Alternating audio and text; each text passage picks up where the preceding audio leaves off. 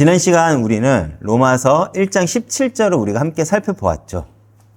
복음 안에서 하나님의 의가 나타났고 그 의는 내가 노력해서 도달할 수 있는 것이 아니라 하나님이 우리에게 주시는 선물이라고 우리는 배웠습니다. 다시 말해 하나님의 의는 받는 것이라는 것이죠.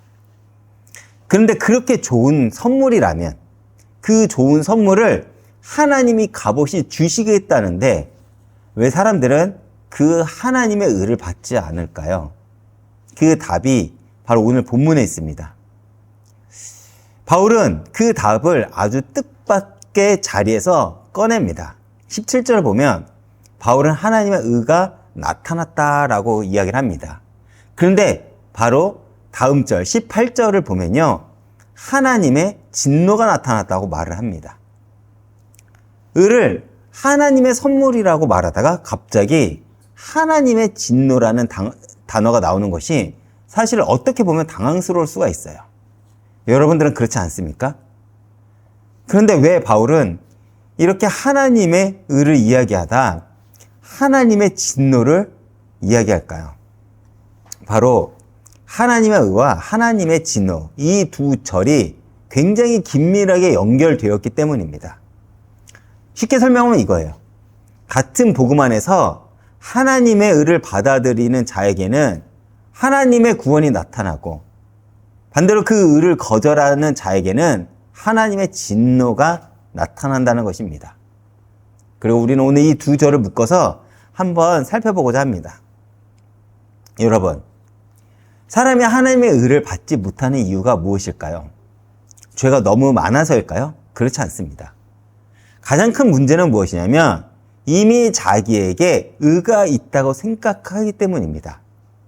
다시 말해 내 손에 무언가를 꼭 쥐고 있는 사람은 새 것을 받을 수가 없죠.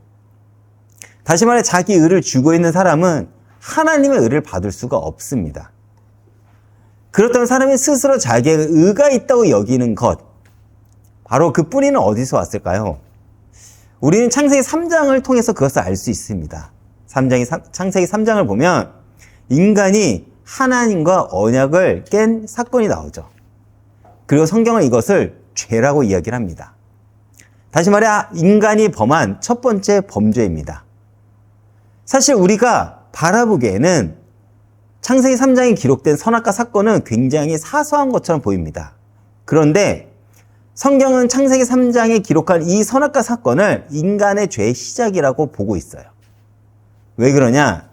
이것은 단순히 과일 하나를 따먹은 사건이 아니라 하나님처럼 선과 악을 스스로 판단하는 자, 곧 재판장이 되려고 한 사건이기 때문입니다.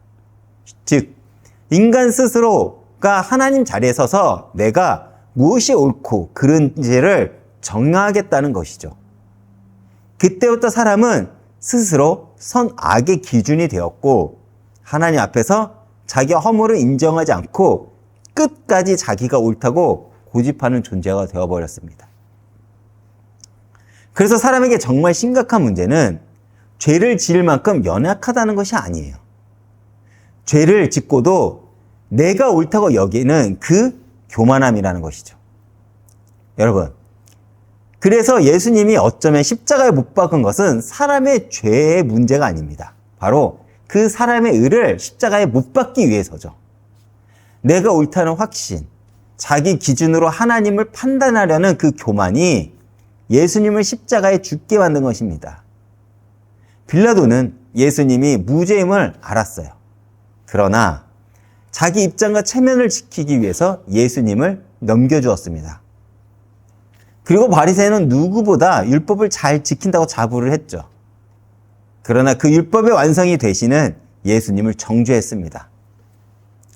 가장 경건하고 가장 도덕적이고 나름 가장 위대하다고 말하는 사람들이 예수님을 못 박았다는 것, 이것이 사람의 의가 얼마나 무섭고 어리석은지를 보여주는 것입니다. 그렇다면 우리는 여기서 한 가지를 물어야 되겠죠. 하나님은 왜 굳이 은혜로만, 값없는 선물로만 구원을 하시려는 것입니까? 하나님은 왜 은혜로만 우리를 구원하시려고 하는 것일까요? 우리의 노력을 작게나마 보태게 하셔도 될 텐데 왜 처음부터 끝까지 은혜로만 그 구원의 사역을 이뤄 가실까요? 우리는 여기에 질문이 있고 의문이 있습니다. 그런데 여기에는 깊은 이유가 있어요. 자신이 죄인임을 인정한 사람만이 하나님 앞에 저항하지 않고 하나님의 의의 선물을 받아들이기 때문입니다. 우리가 한번 생각해 봤으면 좋겠습니다. 만일 구원받는데 있어서 내가 작은 것이라도 기여한 것이 있다면 우리는 어떻게 행동할까요? 내가 기도를 많이 해서 구원받았다. 내가 이렇게 헌신해서 구원받았다. 내가 착해서, 내가 이런 선한 행위를 해서, 내가 이렇게 교회에 헌신하고 교회를 다녀서 구원받았다 등 우리가 이렇게 나의 의를 조금이나마 말한 순간 그것은 내가 무엇인가를 해서 그렇게 되었다는 뜻이 되기 때문에 그것은 더 이상 은혜가 아니게 됩니다. 그래서 성경은 그런 구원을 우리에게 말하고 있지 않아요. 여러분, 하나님은 오직 은혜로만 구원하시는 이유가 바로 이거예요. 우리 손에 자랑할 것을 하나도 남기려고 하지 않으시려는 것입니다. 우리가 빈손이 되어야만 받을 수 있기 때문이에요. 근데 여기서 우리가 잠깐 의롭다는 말의 뜻이 무엇인지를 한번 짚고 넘어가 보겠습니다. 이 말은 본래 법정에서 쓰이는 용어입니다. 이럴 때 쓰는 거죠. 재판장인 피고에게 너는 무죄다, 너는 옳다라고 선언할 때 쓰는 단어예요. 의롭다, 이 단어가요. 그러니까 의롭다 함을 받는다는 것은 내가 의롭게 행동했다는 뜻이 아니라 하나님께서 예수 그리스도를 통해 베푸신 은혜를 의지하는 자에게 너 오라, 너가 의롭다 라고 선언해 주신다는 그 뜻이라는 것입니다. 그렇다면 반대로 죄인은 누구일까요? 우리는 보통 죄인이라고 하면 나쁜 짓을 많이 한 사람을 쉽게 떠올리죠. 그런데 성경에서 말하는 죄인의 본래 의미는 사실 그게 아니에요. 죄인은 내가 옳다고 여겨서 하나님의 의를 거절한 사람입니다. 자기의 의를 쥐고 하나님의 의를 밀어낸 사람, 그 사람이 성경에서 말하고 있는 죄인입니다. 그래서 구원이란 내가 얼마나 의로운가에 달려있는 것이 아니라 오직 하나님이 주신 의를 받아들였는가 아닌가에 달려있다는 것을 우리는 기억을 해야 됩니다. 그런데 여러분, 자기의 의가 무서운 이유는 무엇일까요? 사실 그것은 매우 교묘한 형태로 나타나기 때문입니다. 종교적인 사람도 도덕적으로 선하게 사는 사람도 사실 이 올무에 걸려들 수 있어요. 왜 그러냐? 내가 열심히 예배드리고 기도하고 봉사하는 것이 하나님께서 주신 의에 대한 감사에 대한 반응이 아니라 내 의를 세우기 위한 것이 될 수 있기 때문입니다. 겉으로는 신앙생활을 잘하는 것처럼 보이지만 실제로는 하나님의 의를 대적하고 있는 것이기 때문에 그래요. 누가복음 18장을 보면 바리새인이 성전에 서서 기도하는 장면이 나옵니다. 그 바리새인 행위가 바로 그것을 적나라하게 우리에게 보여주죠. 그는 성전에 서서 이렇게 기도를 합니다. 하나님, 나는 다른 사람들, 다시 말해 토색, 불이 간음하는 자들과 같지 않습니다 라고 기도를 해요. 근데 정확히 이거는 기도가 아닙니다. 이것은 자기의 의를 하나님 앞에 내세우는 것이죠. 근데 여기서 더 무서운 것이 무엇인지 아십니까? 그 바리새인은 자신이 하나님 앞에 자기의 의를 내세우고 있다는 것을 전혀 모르고 있다는 것이에요. 자기의 의는 잘 인식되지 않는다는 특징이 있습니다. 내 의를 내세우는 거, 나를 하나님 앞에 높이는 거, 사실 많은 사람들이 이거를 몰라요. 그래서 자기 의를 내세우는 것, 내 의를 쥐고 있는 것이 가장 깊고 가장 위험한 죄라는 것입니다. 그렇게 우리는 늘 하나님 앞에서 스스로 점검해야 됩니다. 내 신앙의 동기가 하나님을 향한 것인지 아니면 나를 향한 것인지 우리는 이것을 늘 점검해야 되겠죠. 내 기도와 헌신과 봉사가 받는 의에 대한 감사인지 아니면 내 의를 쌓는 일인지 우리는 늘 그것을 점검하고 고민해 봐야 된다는 것입니다. 다시 18절을 보겠습니다. 하나님의 진노가 불의로 진리를 막는 사람들의 모든 경건하지 않음과 불의에 대하여 하늘로부터 나타나나니. 여기서 막는다라는 이 표현은 억누르다는 뜻을 가져요. 그렇다면 무엇을 억누를까요? 하나님의 진리에 반응하는 자기 양심과 이성을 억누른다는 것입니다. 마음 깊은 곳에서는 하나님의 진리가 들리는데 내가 가지고 있는 논리와 내 입장을 내세우기에 그 하나님의 소리를 애써 눌러버린다는 거예요. 이것이 무슨 말이냐면 이들은 모르고 죄 지은 것이 아니라는 것입니다. 알면서도 의도적으로 하나님의 진리를 억누르고 자기의 의를 고집하고 있다는 것을 의미해요.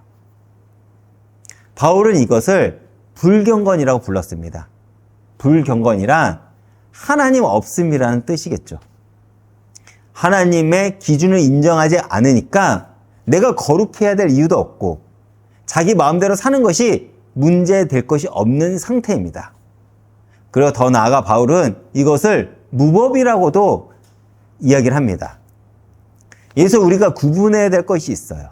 법을 인정하는데 지키지 못하는 것을 우리는 불법이라고 얘기를 하죠. 그런데 아예 법 자체를 인정하지 않고 그 법을 만든 분조차 인정하지 않는 것을 무법이라고 합니다. 그래서 최초의 죄는 도덕의 문제가 아니라 하나님의 권위에 맞선 반역이었다는 것이죠. 하나님 대신 내가 기준이 되겠다는 것, 이것이 모든 죄의 뿌리가 되는 것입니다. 그런데 여기서 우리가 주목해야 될 것이 하나가 있어요. 바울은 17절에서 하나님의 의가 나타났다고 할 때와 18절에서 하나님의 진노가 나타났다고 할 때 똑같은 단어를 사용합니다. 나타나다. 이게 무슨 말이냐면 하나님의 의와 하나님의 진노는 동전의 양면과 같다는 것입니다. 같은 복음 앞에서 하나님의 의를 받아들이는 자에게는 구원이 나타날 것이고 자기의 의를 고집하며 하나님의 의를 거절하는 자에게는 하나님의 진노가 나타난다는 것입니다. 그렇기에 바로 이것 때문에 받는 의가 더더욱 복음이 되는 거예요. 여러분 한번 생각해 보세요. 자기의 의로 끝까지 가면 그 끝에는 무엇이 있을까요? 하나님의 진노밖에 없습니다. 자기의 의로는 결코 우리가 의로워질 수가 없고 변명할 수도 없습니다. 근데 바로 그 자리에서 하나님께서 값없이 주시는 의가 있다는 거예요. 진노밖에 받을 것이 없는 우리에게 하나님은 너 옳다 라고 선언해 주시는 그 의를 우리에게 선물로 내미신 것입니다. 그러니까 사실 18절에 하나님의 진노는 우리를 겁주려고 바울이 말한 것이 아니에요. 우리가 쥐고 있는 자기의 의가 사실은 아무것도 아니라는 것을, 이제는 그 손을 펴고 하나님의 의를 받으라는 것을 바울은 우리한테 요청하고 있는 것입니다. 여러분, 오늘 말씀은 우리에게 한 가지 질문을 던지고 있어요. 나는 지금 하나님의 의를 믿음으로 받아들이고 있는가?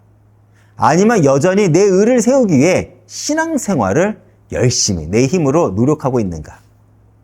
내 기도와 헌신과 봉사가 하나님께서 선물로 주신 그 의에 대한 감사의 반응인지, 아니면 내가 구원받을 자격을 증명하려는 나의 노력인지를 우리에게 묻고 있는 것입니다. 그리고 이 질문은 여러분들, 그리고 저를 정죄하려는 질문은 아니에요. 우리가 쥐고 있는 그 손을 펴게 하려는 질문입니다. 왜냐하면 앞서 이야기했듯이 우리가 내 의를 쥐고 있는 손으로는 하나님의 의를 받을 수 없기 때문입니다.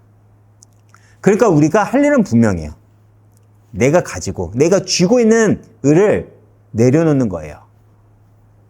그런데 내 의를 내려놓는 것이 많은 사람들이 손해라고 생각을 합니다.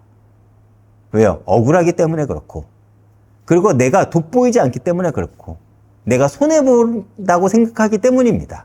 무시당한다고 생각하기 때문이죠. 그런데 성경은 그것이 손해가 아니라고 우리에게 이야기를 하고 있어요.